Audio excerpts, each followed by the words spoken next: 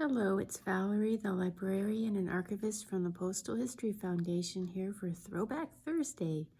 So I'll be showing you some items from a collection that I pulled, and let's get started.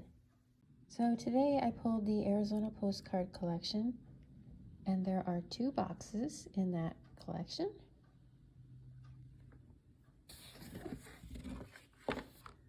So you can see that we have little separators in here, little pieces of paper, and the postcards are separated by whatever town they happen to depict on the picture side of the picture postcard.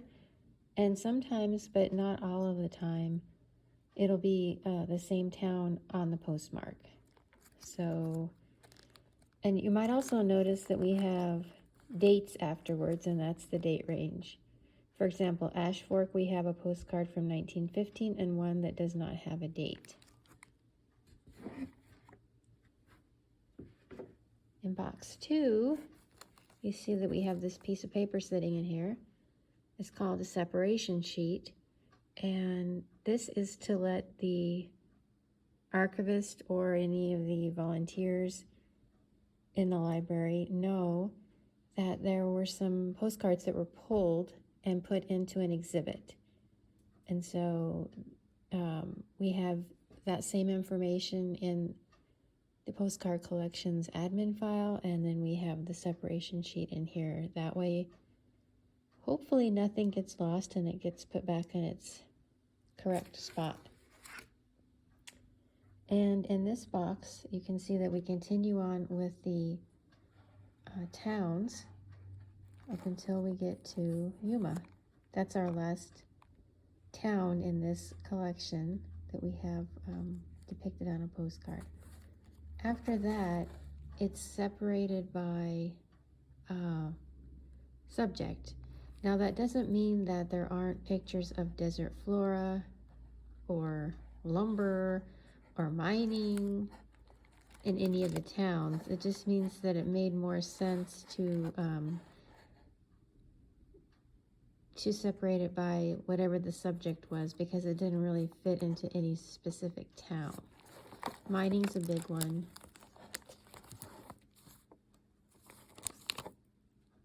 So there's different ways that you can organize this. And now I'm going to show you some postcards that I've pulled. Okay, here's our first one. And you might notice that I'm not using gloves. That's because in this library, I do not require gloves for paper items such as postcards or documents. I only require them for photographs on photographic paper and museum objects. So this postcard is a neat advertisement to go live in Globe, Arizona's greatest copper camp. It has a picture of 2 men and a little girl. I never noticed this until today, but you can actually see their names written down. I don't think the little girl's is, but the men's are Jason Pickens and Lewis Page. Nice mustache, Jason.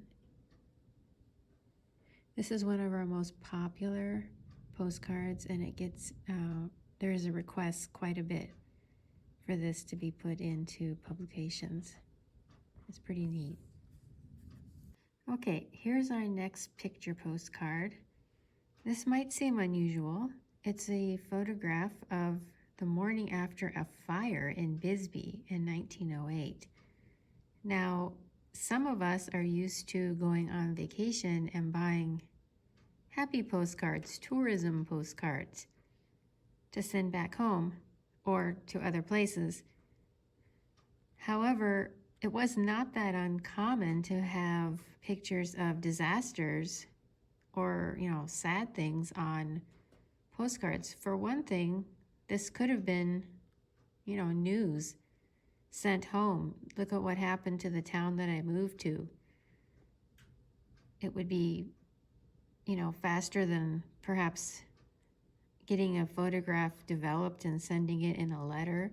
You've got it right here on the postcard. Now, I was curious. In this case, this person did not say, look at, oh my goodness, this fire. It just says, with best regards.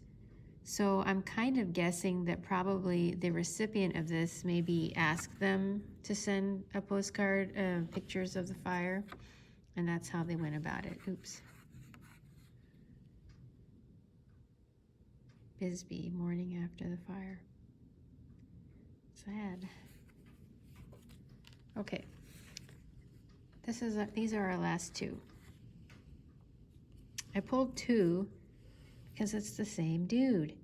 And I always found that to be fascinating, how some random dude, in this case a prospector, would just consent to have his picture taken a couple times by random people, and now he's into postcards.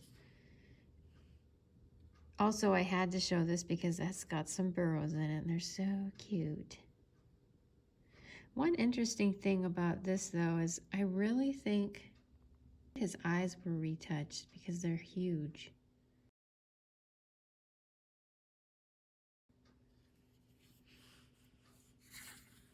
Here he is again. This time he's working. Placer mining in Prescott.